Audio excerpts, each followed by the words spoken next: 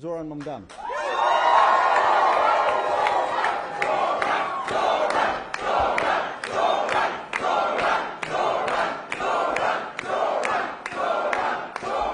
Thank you. Thank you. Thank you all so much. It is such a pleasure to be here today. And I have to thank Rich for hosting us. I have to ask, is HTC in the house?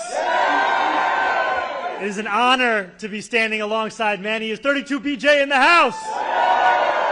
And to be here alongside Nancy is Neisner in the house.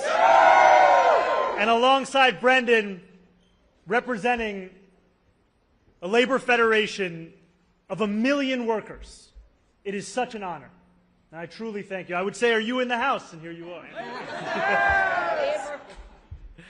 To stand here alongside these unions, it's especially meaningful for me.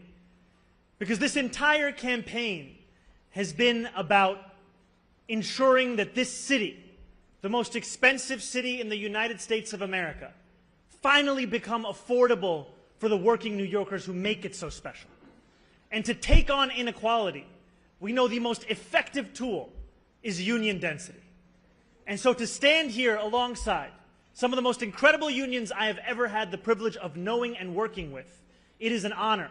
For me as a person, it is an honor for this campaign, and it is an honor for this movement to finally make the city affordable. And we stand here today with these endorsements, reflecting on the results of yesterday. Results where we saw that more than 545,000 New Yorkers gave us a mandate to make this city affordable. And I say the word mandate because this was the most votes any movement has received in 36 years in mayoral elections. A mandate because we won this election by 12 points after just 3 rounds. And a mandate because New Yorkers deserve nothing less than a city where they do more than just struggle. A city where they can return to the dreams that brought them here in the first place. And we see this moment where, as Brendan was saying, the choice we have in front of us, we see a very different choice being taken in Washington, D.C. As we look at legislation that just passed the Senate, legislation that is a betrayal of working-class Americans from coast to coast. Legislation that seeks to steal from the hungry, to cut health care from the workers, all to aid those who already have more money than they know what to do with. And legislation that is being done by the direction of a president who claims to fight for working people. And we know that in this moment, it is up to us in this city to show that we can not only fight back against authoritarianism, but we can also fight for working people. And we do those things together because we understand that democracy is under attack from both. It is under attack from Washington, D.C., and it's under attack from within as more and more working people have greater and greater doubts as to whether their needs can actually be met by this politics. And we stand here today to say yes, we can do both of those things.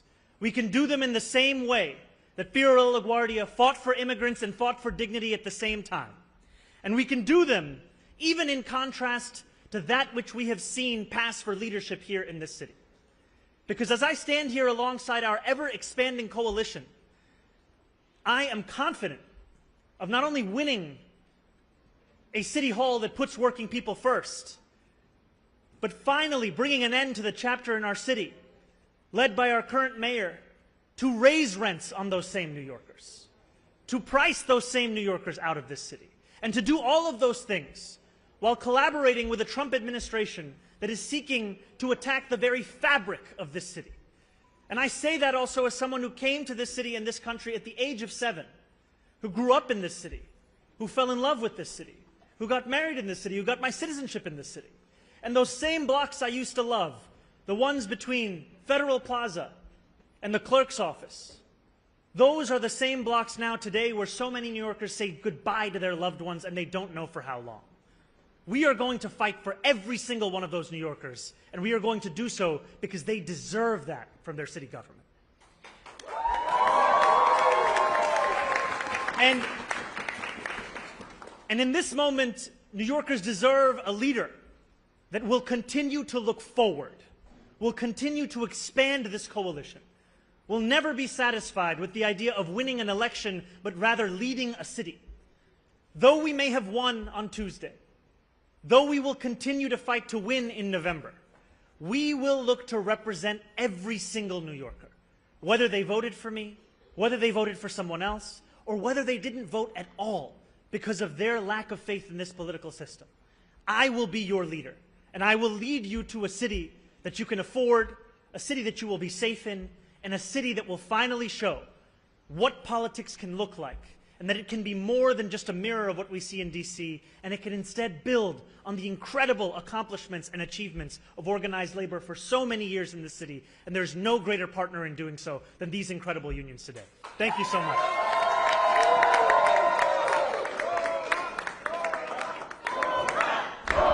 We have time for two on-topic questions. I don't think anyone can hear you. We have time for 2 on-topic questions. Josie?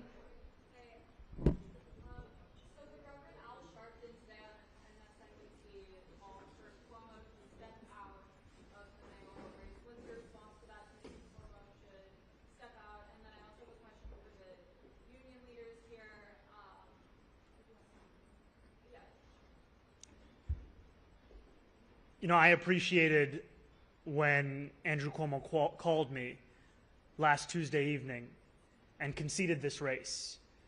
And he told me what he then shared with others, which was the campaign we had built had connected with people across this city. And I told him what I've said since, which is that I'm looking to unite this city, to unite this party, to look forward. I leave the decisions of who will or will not run up to them. But what I have appreciated is the fact that this coalition continues to expand each and every day. And it continues to reach out across the 5 boroughs to New Yorkers to make clear that this is a vision for every single person. And I'm so excited to be here with just one example of that expansion.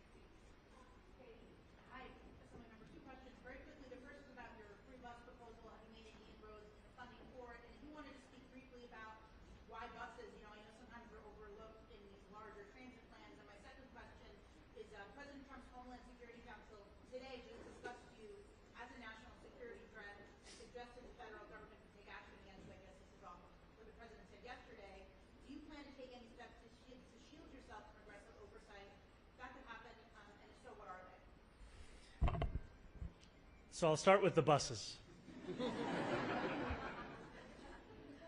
You know, a few years ago, my then Chief of Staff, now Campaign Manager, L. Bisgard Church, and I started a listening tour with transit experts, advocates, and the MTA itself.